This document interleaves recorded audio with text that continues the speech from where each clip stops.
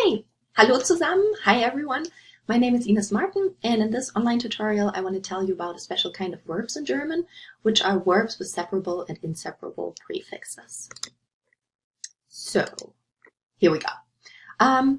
So I want to show you an example of English first so that you have an idea of what generally I'm talking about. In English, the meaning of certain verbs can be modified or changed when you add a preposition or an adverb. So you have two examples of adding an adverb here. To go out, changing its meaning when you add the adverb out or away. To go out or to go away means something slightly different than to go, right? For to go, you have I go to the store. For to go out, I have let's go out and party on Saturday. So much more the idea of this going out to party. And go away, of course, is go away. Okay, now something like this happens in German too. We get the same effect by adding a prefix to a verb. And for those of you that know a little bit of Latin, prefix just means that there's something that goes right before the verb stem, right? So this is what it could look like. This is the prefix highlighted in turquoise here. So for ausgehen, to go out, you would add the prefix aus. If you want to say to come back, you would say zurückkommen. Not just kommen, but zurückkommen. To come home is then heimkommen, and to try out is ausprobieren. Okay.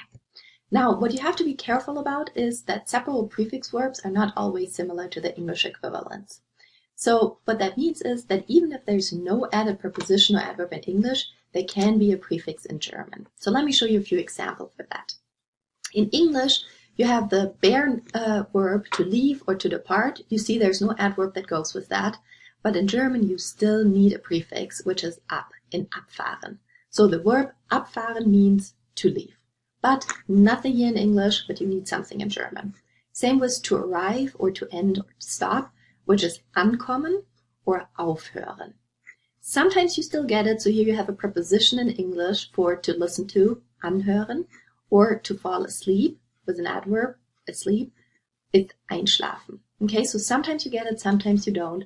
What I want to stress here is that you can't just use the translation. You can't just say, well, English doesn't have anything, I don't need anything in German. What's important with all of this is also the position of this separable prefix.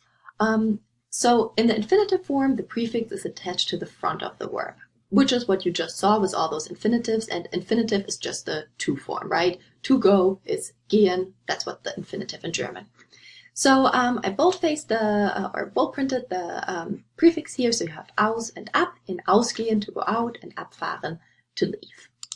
Now, what's important, and this is the thing that just causes a little bit of difficulty for learners of German, is that in the present tense, the prefix is separated from the verb and placed at the end of the sentence. So, let me show you what that means. This is the infinitive, you have ausgehen, but whenever you use it in a present tense sentence, like ich gehe jetzt aus, I'm going out now, the aus doesn't stick with the gehe, but it actually moves to the end. And I included a little animation for you here. So you get ich gehe jetzt aus rather than ich ausgehe jetzt. Okay, you can see how this could be tricky if you forget to do it. It's really important that you remember to do it, but we'll practice this a lot. Another example is abfahren. In the sentence for I'll depart tomorrow, you wouldn't say ich abfahre morgen, but ich fahre morgen ab. Okay, now, what makes this get a little bit difficult is that there's also inseparable prefix verbs. You might have noticed before that some verbs look like they would follow that same pattern and separate the prefix, but they actually don't. So anrufen was an example where they did, but now something like benutzen, which also has a prefix, the be, doesn't do it. Okay, so these verbs still have a prefix, so following the pattern you saw on the previous slide and that we just talked about, they look like that prefix should move to the end of the sentence, but it doesn't. They kind of trick you. Here are some examples. So verstehen, to understand, or as I just said up here too, benutzen, both have prefixes, be and ver, which the ver is one that you see a lot in German. Now, you wouldn't say ich stehe das ver, for I understand that, but that's what we just did, right?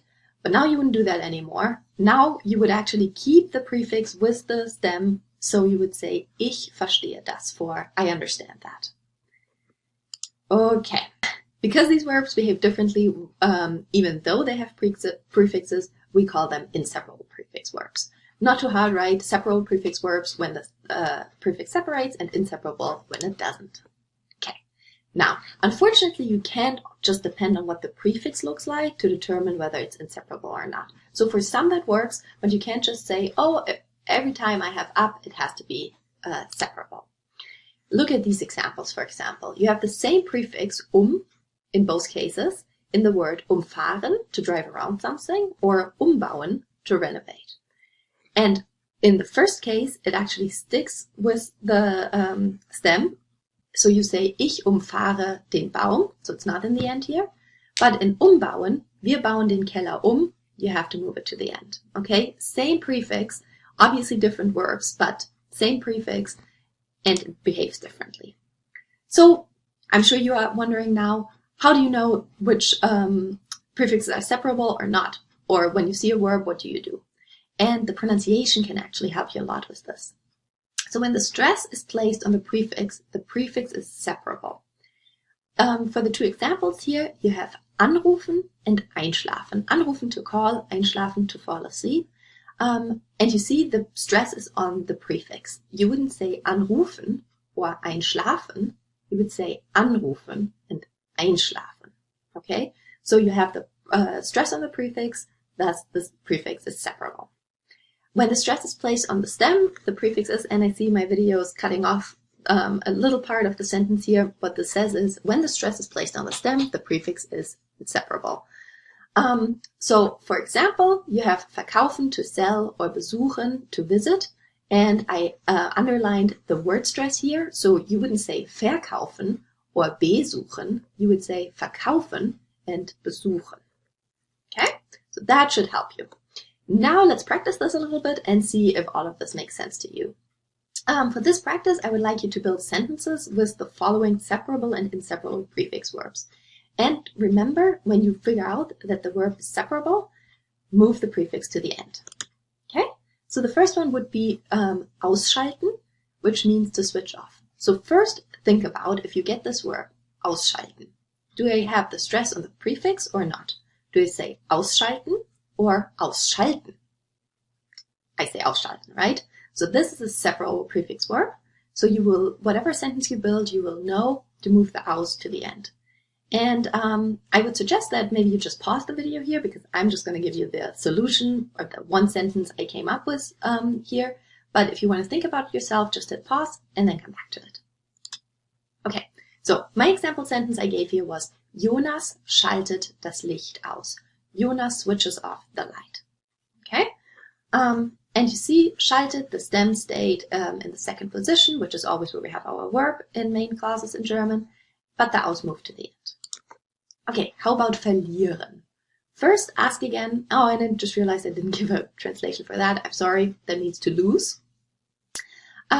So first, think about whether this is this has stress on the prefix or the stem. Do you say verlieren or verlieren? You say verlieren, right?